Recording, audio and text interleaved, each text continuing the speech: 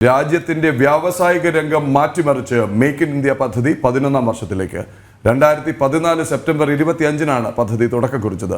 Semi conductor രംഗത്ത് ഉൾപ്പെടെ വൻ മുന്നേറ്റം നടത്താനുള്ള നീക്കങ്ങളുമായാണ് മേക്ക് ഇൻ ഇന്ത്യ മുന്നേറുന്നത്.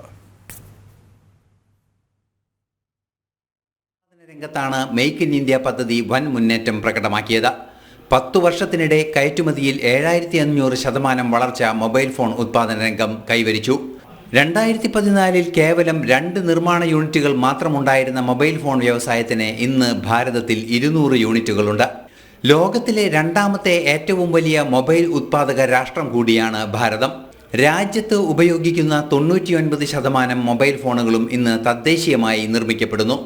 സ്റ്റീൽ ഉൽപാദന രംഗത്തും മേക്ക് ഇൻ ഇന്ത്യ പദ്ധതി മികച്ച പ്രകടനം കാഴ്ചവെച്ചു.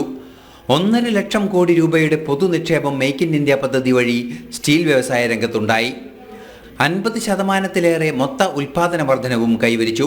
പുനരുപയോഗയോഗ്യമായ ഊർജ്ജ നിർമ്മാണ രംഗത്താണ് മറ്റൊരു മികച്ച നേട്ടം മേക്ക് ഇൻ ഇന്ത്യ നേടിയത്. പുനരുപയോഗയോഗ്യമായ ഊർജ്ജ രംഗത്ത് 400% വളർച്ച കൈവരിച്ച ഭാരതം ലോകത്തെ തന്നെ 4ാമത്തെ ഉത്പാദക രാജ്യമായി മാറി.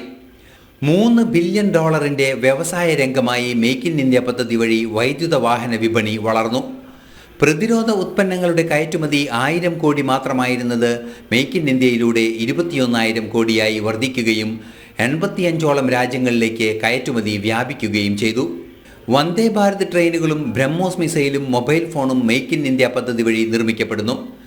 ചെറുകിട നാമമാത്ര വ്യവസായ രംഗത്തും വൻ വളർച്ച നേടാൻ മേക്ക് ഇൻ ഇന്ത്യ പദ്ധതിക്ക് സാധ്യമായി. 21.17 കോടി തൊഴിലവസരങ്ങളാണ് ഈ രംഗത്ത് മാത്രം സൃഷ്ടിക്കപ്പെട്ടത്. സ്റ്റാർട്ടപ്പ് രംഗത്തും മികച്ച പ്രകടനം കാഴ്ചവെക്കാൻ മേക്ക് ഇൻ ഇന്ത്യ പദ്ധതി എന്ന ആശയം പ്രയോജനം ചെയ്തു. മൂലധന നിക്ഷേപത്തിലും തൊഴിൽ രംഗത്തും മാറ്റത്തിന്റെ കൊടുങ്കാറ്റായ മേക്ക് ഇൻ ഇന്ത്യ പദ്ധതി ജൈത്രയാത്ര തുടരുകയാണ്. ലോകത്തെ 3ാമത്തെ സാമ്പത്തിക ശക്തിയായി വളരുന്ന ഭാരതത്തിന്റെ വ്യവസായ രംഗത്തിന്റെ ചാലക ശക്തിയായി. ന്യൂസ് ഡെസ്ക്, ജനം.